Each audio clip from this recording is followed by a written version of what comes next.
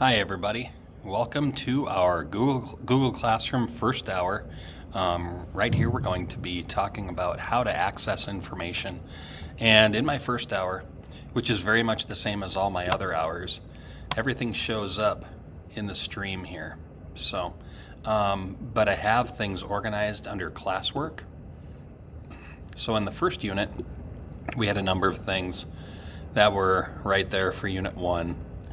But Unit 2 is organized as a topic of its own, and we're going to be working out of the Dakota and Ojibwe Flip Book in the coming days. And then the textbook you can find right here, and our notes. So if a kid loses their notes, or for whatever reason anything happens, they can always print a new set at home.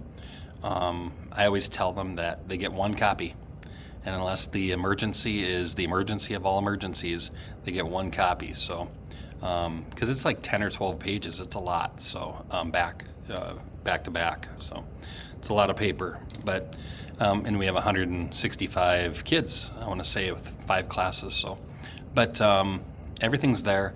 The one thing I wanted to connect with here is the upcoming project we'll be working on. It is a fancy fold book for our Native American tribe with Dakota and Ojibwe. So they're going to get a piece of paper. Might look like this. So there's 8 parts to it, and there'll be a little we cut in the middle here. And with those 8 parts, there'll be some folding they have to do. They have to put 2 facts and a drawing in each one of these boxes. So right here, Dakota food sources. What were the 2 main things in terms of food sourcing that we talked about in class, or that are in their notes? Write 2 facts and then draw it. It's not hard. It's just an effort thing. If they show that they can put the effort into it, it'll show on the flip book. Dakota geography, right here. This is the cover, Dakota Life, and it folds a certain way so that the cover shows as you look at these slides. It'll show you how the fold works. Excuse me, there'll be a moment where there is a cut that's made.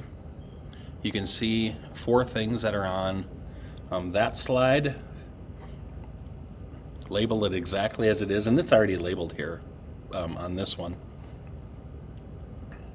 But the students will have access to this, and they'll be able to do all this, whether it's at home or in class. And then the other side is the Ojibwe side. So the Ojibwe language, transportation, a container, like I say, 2 facts and a drawing on each one of these. Ojibwe homes, Ojibwe family life. And when they do it right, there will be a really neat looking book that I'll show you in a second. I'll show you the finished copy. But there'll be a little scissors cut involved. And you can see how the 8 parts are labeled, and that cut is in the middle. That cut allows the book to be folded so you can see both sides, the Ojibwe side and the Dakota side. There's the cover, and again, you're ready to write and illustrate and make good things happen. I'll take a second. I'm going to go get one of the copies. Just give me one moment.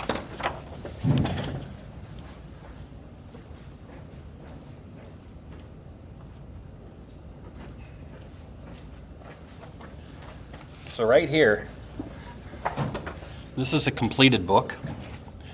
Somebody made a really, really cool Dakota Life book that folds. If you take it apart, I mean, look at all these pages, look at all the work.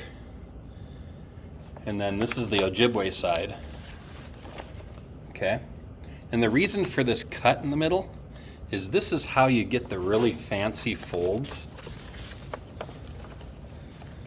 that is shown in your slide deck that help you see one side is Ojibwe, and then you just fold it based on that fancy fold. You'll be able to see the other side with Dakota. Cool little book. So, and this is graded 25 points. Here's another one. And a lot of color here. Really neat drawings. Like I say, I'm not grading the artwork, but this is really, really neat how this particular kid did this.